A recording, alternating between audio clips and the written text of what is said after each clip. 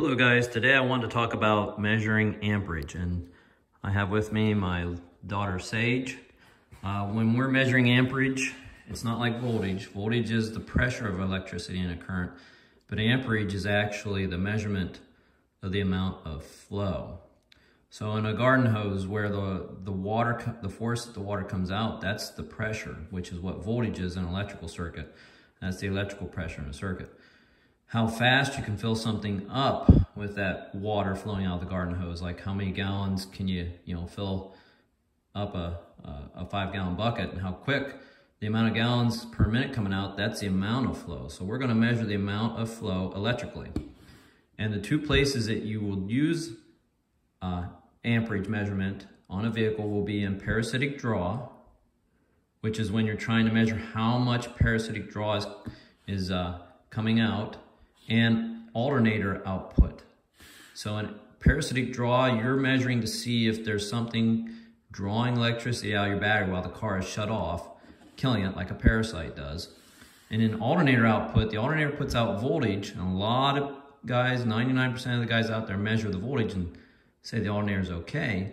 So there can be a lot of electrical pressure, but if the alternator doesn't have the flow or the volume to fill the battery up, it will still go dead. So you also use amperage measurement in testing your alternator to see if it's flowing enough. Here I have the circuit board set up for you guys.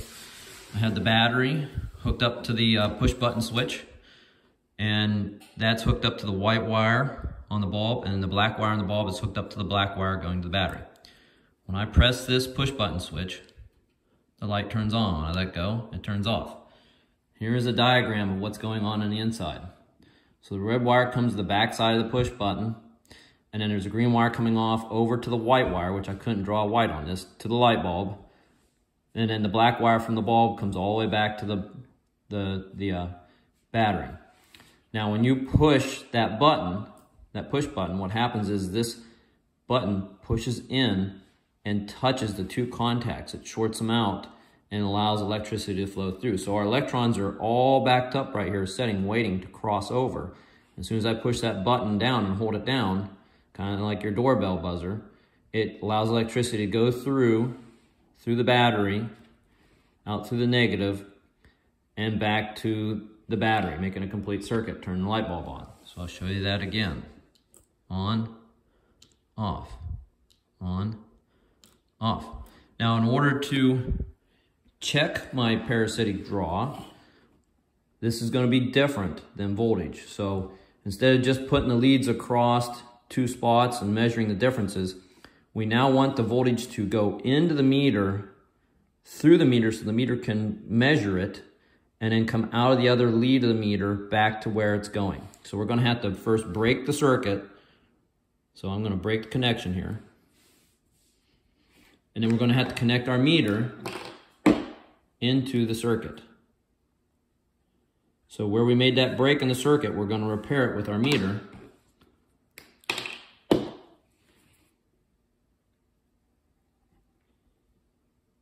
And that will allow electricity to flow through the meter and through the bulb, and the meter will count every amp, every electron flowing through it as it does this. So I'm going to put you in the stand here and do that.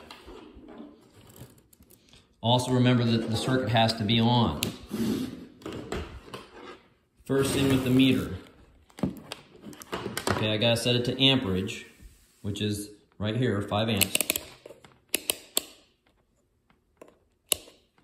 All right, notice that red line comes around this lead, so I have to move the lead to that spot. This is the only spot you're gonna use that extra port for the red lead. Is only when measuring amperage. Turn the meter on. Then I'm going to go ahead and take my circuit. I'm going to break the circuit. And I'm going to fix that break in this circuit with my multimeter.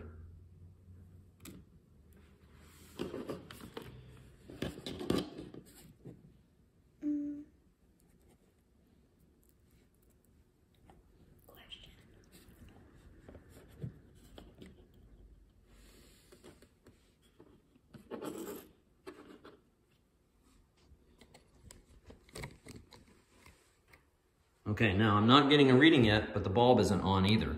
So I gotta press the button to get a reading. There the bulb is on, and I'm getting 0.23 amps. And a negative just means that I have the 2 leads on backwards. So if I let go the push button switch, it automatically turns the circuit off. My amperage flow is now 0. And when I press the button, my amperage flow comes back, 0.22 amps right now. It's not flowing a whole lot. So as you can see, the white wire was attached to the green wire. I just broke the connection, and I put the meter in between the break to kind of bridge the gap. And now the electricity is flowing into the meter. Actually, it's coming from the green wire, into the meter, out the meter, to the white wire for the bulb, through the bulb filament, lighting it up, through the ground side, back to the battery.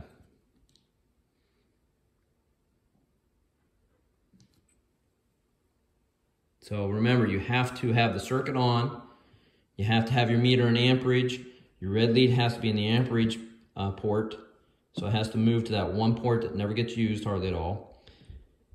And then you have to have the circuit broken, and the meter has to fix the breaker, go between the connection that you popped apart, so the power can flow through the meter and out the meter, so the meter can count every electron to give you a reading.